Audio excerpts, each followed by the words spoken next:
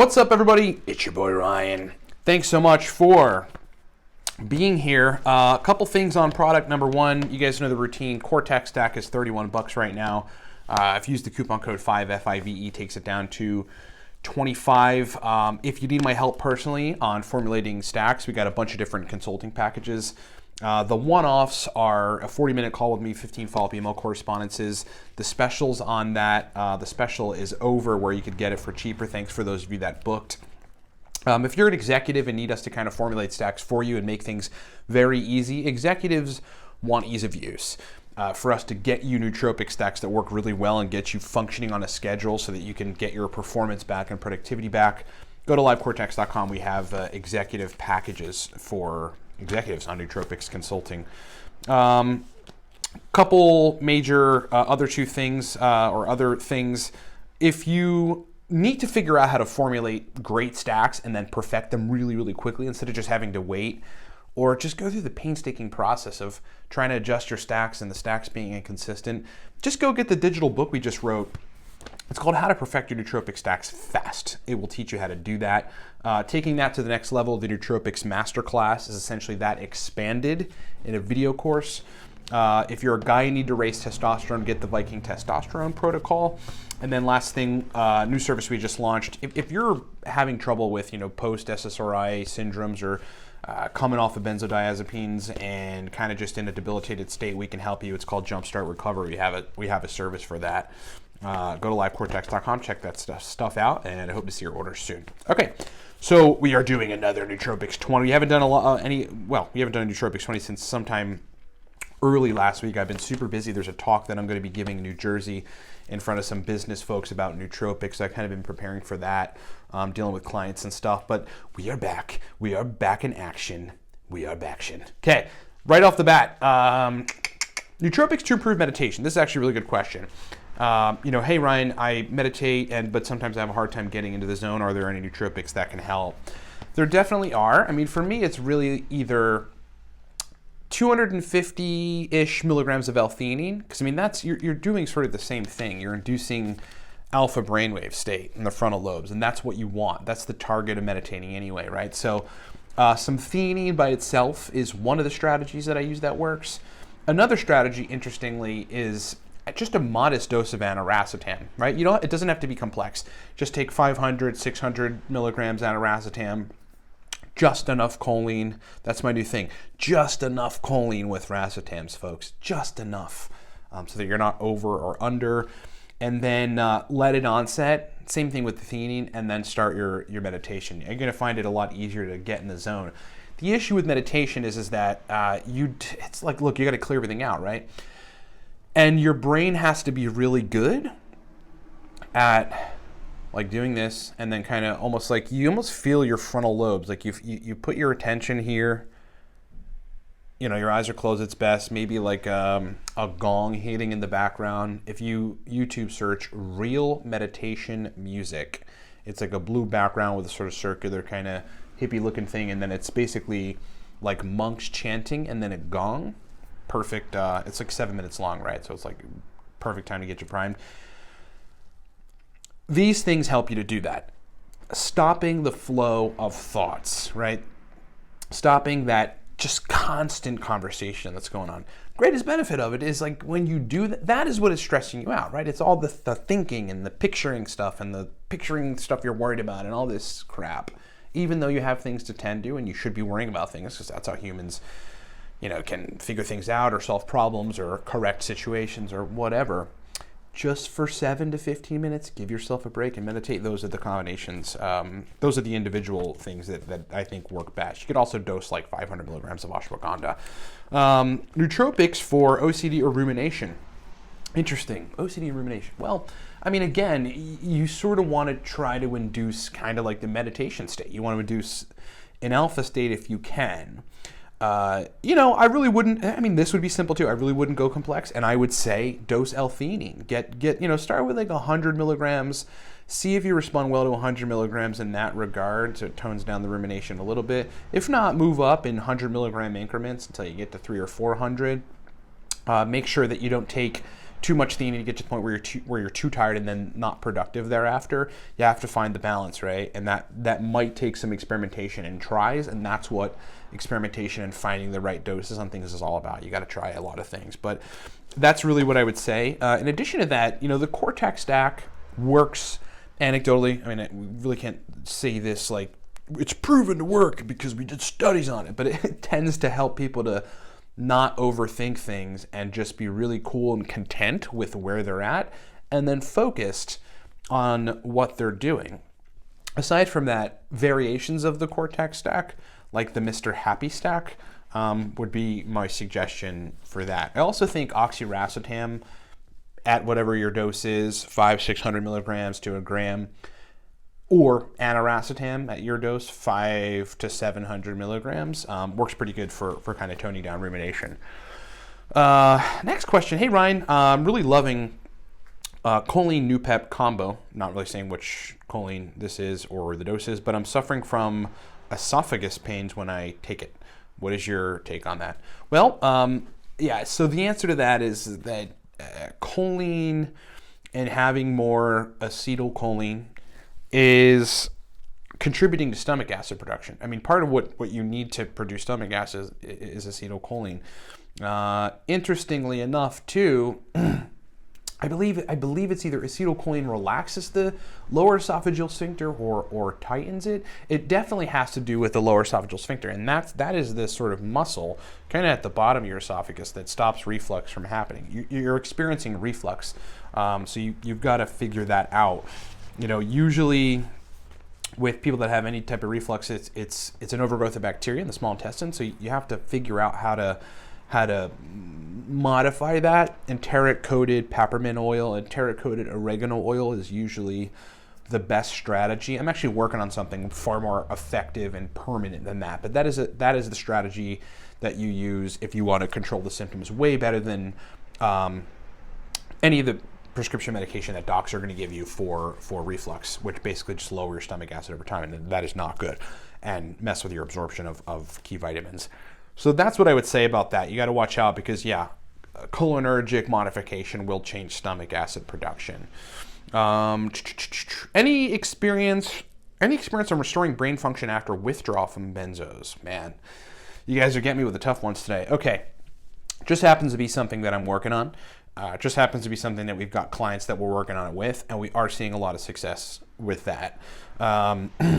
If I could give you one place to look, to keep it very simple, look at neurosteroids and experiment, because some of them are pretty effective at working on reversing tolerance and kind of putting you in a better place after use of benzos.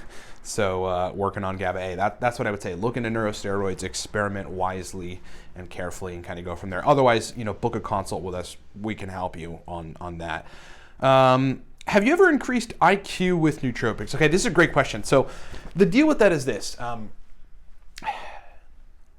Your capacity to increase permanent IQ, right? That is your baseline IQ, is limited to, I guess, the brain kind of trying to go back to normal after you've had a stint with nootropics, right? So it's hard to say whether consistent stints of nootropics, let's say 5 years of like on and off experimentation, is going to put your brain in a place where your baseline IQ scores are going to be better. So after taking nootropics, you stop for a week and then you're like, I'm left with this brain now that I have in response. Can I take an IQ test? Am I scoring 120 now? Whereas at my baseline 5 years ago, I scored 107. I do believe that is possible because I have seen it before. Because with nootropics, some of them, however, are making pretty permanent changes, or at least permanent to the point where you can reverse them, by working on receptor sites and autoreceptors and stuff. Everything can be reversed. You just have to figure out how. But I do believe with the right compounds, neurogenic compounds mostly, things like uridine and some of these peptides that induce neurogenesis, that you could probably do that. What I would say about IQ tests and nootropics is, look, IQ tests are a measure kind of your problem-solving capacity, your pattern recognition, and definitely your working memory, right? So it's just, if you can improve working memory for the time being, taking aniracetam or one of the racetams or other agents that improve working memory, then you will score better on an IQ test. I mean, I've proven this myself. I've taken IQ tests at 100% baseline. I'm getting 121, 122. And then taking IQ tests under the influence of something that's optimizing my memory and getting 127 to 135. So, I mean, that's just how it works. If your brain is in a better state to do an IQ test, functionally, you'll score higher. People are like, nootropics can't improve IQ. Like, it's really pretty simple. Whether or not they do that permanently is another question. Okay. Anecdotals on Bacopa for memory. This is actually a really good question because Bacopa gets no love, man. Doesn't get much love because it's sort of a simple compound. Doesn't really give you a stimulant effect. You're not going to notice a whole lot of functional brain energy or something when you take Bacopa. It's one of those compounds that, 300 to 600 milligrams 5 days a week for about a month and a half. And then, yes, working memory, general intellectual and cognitive processing, as well as long-term memory, referencing long-term memories, does seem to be anecdotally better in a lot of people. Now, Bacopa after paracetam, alpha GPC, Alcar, which is like my first stack that I loved, and I was like, this is awesome, many, many years ago. Bacopa was something I experimented with by itself. I think my dose was like 400 or 500 milligrams, and I took it for 2 months straight. And yeah, after about a month and a half, I started to notice those benefits. The benefits were subtle, and that it was just a marginal, a noticeably marginal bump above my regular baseline, but it was different than my baseline, and I really, kind of enjoyed that. Every now and then I actually just dose Bacopa, not nearly as much as I should, I think. But I think it's awesome. It's simple. It's one of the most classical nootropics there is on the planet. So that's what I would say about that. I want to address a post that was posted on the Nootropics 2.0 forum on Facebook. And basically a guy was like, hey, Suzettes and man shrimps, this is how you raise testosterone, or check out my testosterone, or whatever. And he's basically saying, hey, all you little wimps, you little wimp men, this is how you do it, because we Slavics know how to do it. I think this guy was like Russian or something. Anyway, turns out the guy is on like test and a bunch of other steroids essentially, and I validated that, and so did a bunch of actually everybody on the thread called the guy on it, or like, dude, aren't you on steroids? Via some of his other posts. You take one look at the guy too, I mean, you kind of can tell androgen receptors in the shoulders, a little too round for someone to be claiming they're natty. So yes, that is not the way to raise testosterone. I just don't want anyone to get fooled by that when people are saying they have high test and they're showing their numbers. Look at whether or not they're on steroids and sort of exogenously taking testosterone and making it raise that way. In the end, what I've seen with testosterone replacement therapy is the best way to do it is bioidentical and at the levels that you should have when you're like 25, okay? And that's sort of it. You kind of keep yourself at the level of when you're, 25 years old. Nothing more, and definitely not less, okay? Where people start running into issues with testosterone and the whole system shutting down thereafter is just taking mega doses of the stuff and getting themselves in a bad place. Now, I'm not suggesting taking testosterone or getting TRT. If you do, make sure you keep it at one level, kind of like when you were 25 or so, and just, that's it. You don't want to go super high. That's where all the problems come in. But also, there's a lot of other things that you can do that will increase testosterone. We talked about red light therapy before. If you shine a 660 nanometer near infrared red light on the testicle area, 3 to 6 inches away, for 15 minutes a night, not only will your sperm mobility and motility improve, your fertility, therefore, as a man, will improve, but you're going to increase testosterone by doing that. There's a whole lot of things that you can do that are very, very effective for increasing testosterone naturally. At least which is like boron, which will increase free testosterone. There's so many different things that you can do that are really, really effective. That's the basis of the Viking testosterone protocol. So if you're interested in that, get that at livecortex.com. Best nootropic strategy for executives. Wow, guys are hitting me with everything here. Okay, well, if you're an executive, your life is like wake up at 6 a.m. or 8 a.m. or whenever you wake up, go to the gym and like getting it in, like rushing it in, and then you probably have a wife and 3 kids, and then you go to work for X Inc., and you're in meetings and you're working until 6, 7 p.m., and on your to-do list is like 40 things deep, right? For that, you're gonna need to get yourself on a schedule of energy-producing nootropics, memory-inducing nootropics, focus-inducing nootropics, mental endurance-inducing nootropics. Over the course of a month, 6 or 7 different stacks that you've refined that work really well, that you take on a don't take a stack any more than 2 days kind of schedule, and then maybe throw some modafinil in there to take once or twice a week, or perhaps 3 or 4 times over the course of 2 work weeks. That's what I would say. You got to be pretty careful with, specific with adjusting and finding stacks that work and then getting on a schedule to take them. That's actually why we have the executive consulting service, so that, because executives don't want to have to figure all that out. They kind of just want someone to do it for them, and then they're on a schedule, and then boom, they're good to go. They take a couple capsules, brain performs well, and they can just go and do their thing. So that's what I would say about that. Let's see. Difference between brain fog and tiredness. That's actually a good question. Yeah, I think it's important to make a distinction between having general brain fog and tiredness. Okay, so look, when you're tired because you didn't sleep or you've expended a lot of energy, but fluidity in your brain should actually still be pretty okay. And you should feel like pretty okay. You should feel like in a pretty good mood, somewhat motivated to do stuff. With the ability to focus. Okay, so if everything else is functioning really well in your life and your brain, and you're just tired from not sleeping, your brain should actually work well. You should be able to, it should be able to fire well. Sure, it won't work as good, and sure, it'll require caffeine to inhibit some of that tiredness on the adenosine receptors, but you should function okay. Brain fog is something totally different than tiredness. Brain fog is whether you slept 8 hours or not.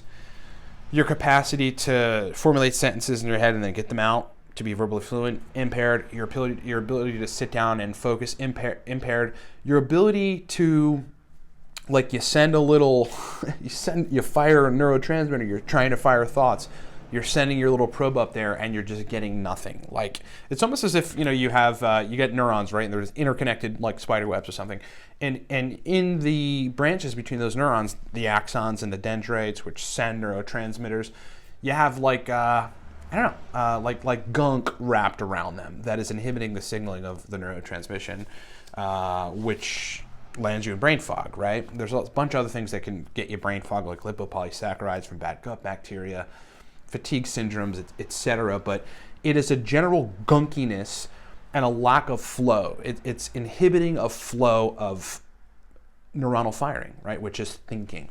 That's brain fog, when you just can't do it. That isn't because you're tired. That's because you have brain fog. Something's messing with your brain's capacity to signal. So that's the critical distinction there.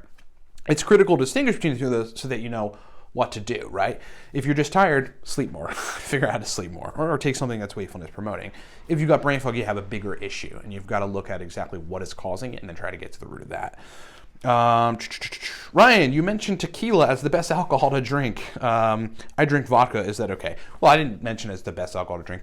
I say I personally love tequila. It doesn't make me feel like down or weird or anything. It kind of just gives me energy. I can tolerate it really well. My stomach does not complain about tequila. I think it's genetic. I really have no idea why, because some people can't do it. I can't drink rum, and I really hate drinking whiskey. Like, this is a good example. Vodka. I would say, yes. One of the greatest things about tequila is it's just lower in calories. Especially if you're just drinking tequila out of a cup, you're just slow sipping on the rocks or something. I mean, that's good. Same thing with vodka. It's lower calories compared to like a glass of wine or a bottle of beer, which is where people get into trouble calorically when they're consuming alcohol. So, listen, I think if your body responds really well to vodka, meaning it doesn't make you sick or whatever, and you don't kind of feel bad on it, then perfectly okay. The trouble, however, is with mixed drinks, right? So you got to watch calorically, what do you got, a vodka and a Sprite or something, or vodka and whatever. You're better off having club soda with it and then putting a lime in it. That's the way to minimize the calories. But once you start getting into Long Island iced teas and all these other drinks that have vodka in them that have all this like sour stuff in it, and that's all sugar, right? So it's going to be more calories. So you got to be careful there. Crashing after workouts. I mean, this is like formatted wrong. Okay, yeah. Crashing after workouts, been on VLC for 6 months. Any suggestions? Okay. VLC stands for very low carb. And, you know, it's sort of like it's like a cultish, dogmatic, dietary thing that's been going on for many, many years, probably a decade in the blogosphere, in the health blogosphere, where, you know, one just eats meat. It's like the ketogenic diet, but they don't eat vegetables. It's very low carb. So they're not eating carbs. They're just relying exclusively on fat and amino acids to fuel their brain cells and their cells. The problem with that, especially as it relates to a workout, is, look, when you fat adapt and fat adjust, meaning your body's using amino acids and fatty acids for fuel, there is an adjustment period, and then you go through a period where it feels really good. You're like, oh, I can do this forever. But then what usually starts to happen is sort of energy regulation and production starts to go a little haywire, starts to downregulate. Your capacity to use glucose changes, your insulin sensitivity will change. And generally the quantity of efficient fuel that is getting to your cells is less. And the efficiency of the fuel getting to your cells is substantially less. Look, keto is good for all kinds of things, man. VLC might be good for stints, for all kinds of things. And I recognize that. But if you're going to be doing it sustainably because you want to lose weight, first of all, it's all about the calories in the end, unless you have a wacky hormonal issue. Most of the time, it is about calories. And secondly, look, you're lifting at the gym, man. You need to replenish muscle and liver glycogen. You have to do that. And the fatigue that you're running into is your body saying, I don't have enough energy. That is it. And there's no way you're going to cure that by eating, you know, a bunch of Kerrygold, okay? That is for the record, and I really want you guys to listen to this. So if this person is watching, bring in rice, sweet potatoes, bananas, yucca root, carrots, definitely vegetables, get some carbs in there. After about a month, you'll start feeling better. And in that month, you'll probably have gut problems because you changed your gut bacteria completely by not eating carbs, in which case, you should take some betaine HCl, which is just stomach acid, or enteric-coated peppermint oil to deal with the imbalance of perhaps bad bacteria in that case. So yeah, crashing after gym workouts on VLC, it's because you're on VLC. Start eating carbs. Stacks best with bromontane. Okay, I guess the person's sort of asking what else stacks with bromontane, what's the best thing? I haven't tried a whole lot, I gotta say, because bromontane's so powerful in and of itself. Really, all I've tried is, I think the most notable thing is modafinil, 40 milligrams, 50 milligrams, bromontane at 20, and then theanine at like 100 or 200 milligrams. And that seems to be the best thing for me. It keeps me functional all day, and my brain works awesome, and I'm motivated all day from 9 a.m. till about midnight. And with that, I have to keep the doses low. I can actually go to sleep. So more experimentation to come there, but that's what I would say. Modafinil and theanine, and probably those doses are something similar. Ryan, I've been taking reishi, ashwagandha, and lion's mane. Is there anything, and I feel good, is there anything that you would suggest that I add to that? Yeah, I would dose 300 to 500 milligrams of chaga with it, because you're talking about mushrooms anyway for the most part. Chaga mushrooms is very energy inducing. So, you've got ashwagandha in there to kind of calm things down. Reishi to an extent too. Lion's mane just sort of working on expressing nerve growth factor in the background over time. So adding some chaga mushroom to the mix would be a great complement to that stack, because it's consistent with the mushroom stack, and it adds energy, and it's really awesome. Last question here. Ryan, any herbs besides kratom for pain? Man, that's a good one. You guys are hitting me. No, it's just my mind wants to go to red light therapy. No, I honestly do not think so. CBD for sure will help a lot with pain. I would try that first. But secondly, yeah, you ought to get an infrared red light and shine it on the pain area for like 20 minutes at 6 inches away. 20 minutes a night. If you can do it 2 times a day, do that. Look, man, the power of optimizing mitochondria for ATP and energy production, and therefore, in the cases of pain, facilitating blood flow to heal what is causing you pain, is astronomical, underrated, not discussed enough. It's the next frontier on so many areas of science and dealing with ailments and dealing with impairments and dealing with injuries, etc. Okay, so that's what I would say about that. Otherwise, look at a BPC 157, which is a peptide you make in your gut, which helps to heal wounds, and we'll do that internally as well. Okay, injecting it on site, you'll get some pretty substantial results. I have seen that firsthand, and it is awesome. All right, that has been another episode of Nootropics 20. Thanks so much for being with me, folks. Remember, guys, Cortex stack, $31 at the website. Coupon code 5 gets you Cortex for $26 a bottle. But really, our other stuff is where it's at right now. Cortex stack's great, but our other stuff is where it's at. If you need my help on formulating stacks, go get a one-on-one call with me. You need to go book it now. If you need more comprehensive help, if you're an executive and just want ease of use, hands off, me to formulate stacks for you, work with you. If you're close, I'll meet you in person and we'll do all this. Figure out a routine, a schedule on nootropics, get your brain back, get your focus back, get your memory back.